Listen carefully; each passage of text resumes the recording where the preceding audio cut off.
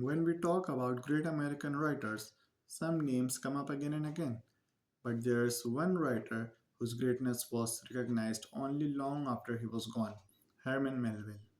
Assalamu alaikum. My name is Awaab Mubashar, and today I will tell you about Herman Melville, who is famous for Moby Dick, a novel often called one of the greatest works in American literature. But during his lifetime, Melville struggled with failure, criticism, and obscurity. His life is a powerful reminder that true art isn't always understood right away. Herman Melville was born in 1819 in New York City. His early life was far from stable. When he was still young, his father passed away, leaving the family in serious financial trouble. Because of this, Melville had to leave school early and begin working at a young age. This early exposure to hardship shaped him deeply. It gave him a sharp awareness of struggle, uncertainty, and human vulnerability themes that would later appear again and again in his writing. As a young man, Melville felt restless. He didn't want a quiet or predictable life. Instead, he was drawn to adventure. In his early 20s, he went to sea working aboard merchant ships and whaling vessels. These journeys took him across the oceans to distant islands and unfamiliar cultures. The sea became Melville's classroom. It taught him about isolation, danger, and the raw power of nature.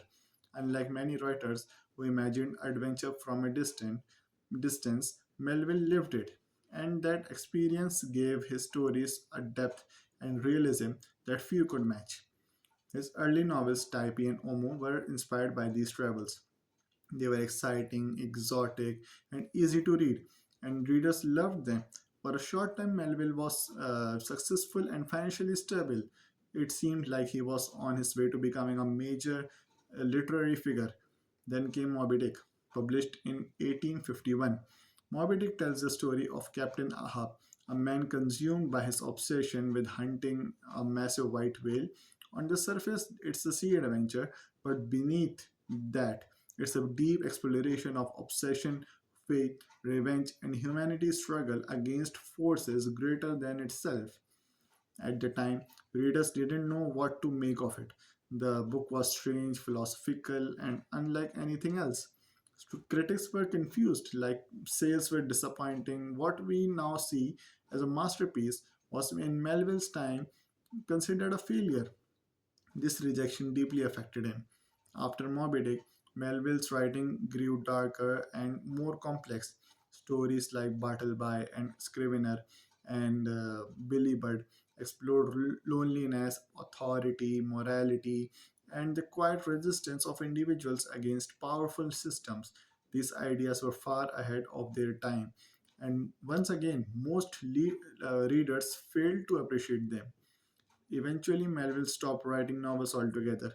To support his family, he took a job as a customs inspector in New York City. It was a routine, almost invisible job, a sharp contrast to the vast oceans and powerful ideas that once filled his life. When Herman Melville died in 1891, he was largely forgotten. Very few people attended his funeral, and newspapers barely noticed his passing.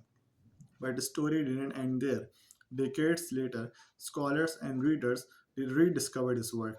During what became known as Melville's revival, Moby Dick was finally recognized for what it truly was: a bold, complex, and deeply human novel.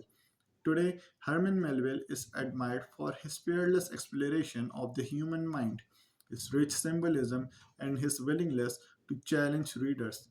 His work speaks to anyone who has ever struggled, questioned authority, or searched for meaning in an unpredictable world. Herman Melville never lived to see his success, but through his words, his ideas, and his unforgettable characters, his voice continues to echo across time, and that's what makes him truly timeless. Thank you so much.